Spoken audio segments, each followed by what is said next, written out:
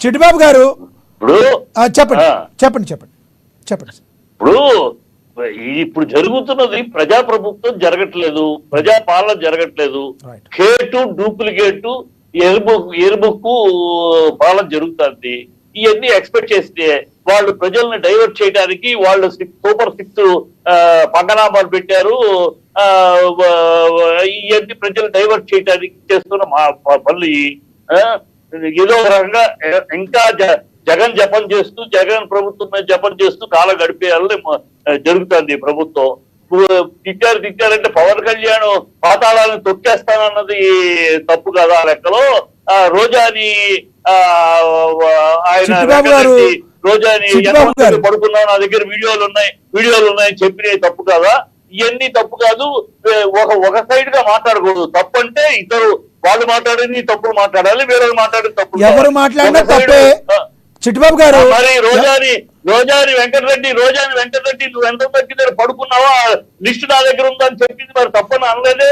తప్పే కదా సార్, ఎవరు మాట్లాడినా తప్పే సార్. చిట్టిబాబు కనుక వాళ్ళు మాట్లాడారు ఈ కక్ష సాధింపు చర్యలు.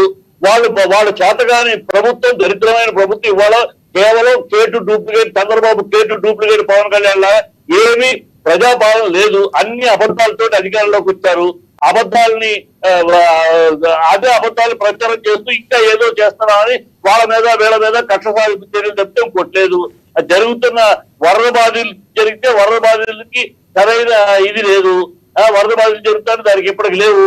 అవి ప్రజలు అడుగుతున్నారు. వచ్చింది అన్నారు, ఇంత ఖర్చు పెట్టారంటున్నారు. 480 కోట్లు మీకు విరాళాలుగా వచ్చినాయి, సెంట్రల్ గవర్నమెంట్ ఇచ్చింది, మాకేది ప్యాకెట్లు నీళ్లు ఇచ్చామని అబద్ధాలు ఆడతారు, ప్రజలు నిలదీస్తున్నారు. ఈ అన్నింటినీ డైవర్ట్ చేయడానికి లడ్డు విషయంలో, తిరుపతి లడ్డు విషయంలో తప్పు చేశారు, పచ్చి అబద్ధం ఆడారు, సుప్రీంకోర్టు తెలిసింది. ఈ అన్నింటినీ సుప్రీంకోర్టు చెప్పిందండి. అదంతా పచ్చాబద్ధం అని సుప్రీంకోర్టు చెప్పిందా? ఖచ్చితంగా చెప్పేసిందా? సుప్రీంకోర్టు ఆధారాలు లేకుండా అవునండి ప్రశ్నించింది, దానికి చెప్పేసిందని ఎలా అంటారు మీరు? ఆధారాలు ఉన్నాయని అడిగింది, ఆధారాలు ప్రొడ్యూస్ చేస్తారేమో, చెప్పేసిందని ఎలా మీరు స్టేట్మెంట్ ఇస్తారు?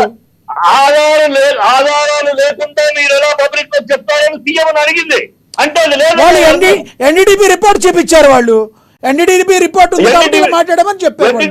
ఈ ఎన్డీటీపీ అది రొటీన్ కార్యక్రమం. 14 సార్లు చంద్రబాబు పీరియడ్ లో 14 సార్లు వెనక్కి 2014-19లో 18 సార్లు వైఎస్ఆర్సీపీలో అది రొటీన్ ప్రాసెస్. దాన్ని తీసుకుని ప్రజలు డైవర్ట్ చేయడానికి దౌర్భాగ్యం, దేవుడు వాడుతున్న రాజకీయాలకి శుద్ధ రాజకీయాలు చేస్తున్నారు ఈ ప్రభుత్వం. ఈ దౌర్భాగ్యమైన ప్రభుత్వం ఇది.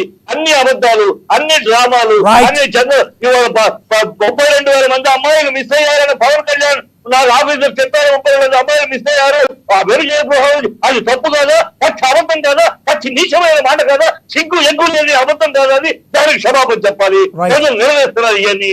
ఈ దౌర్భాగ్యము తప్పులు చేయి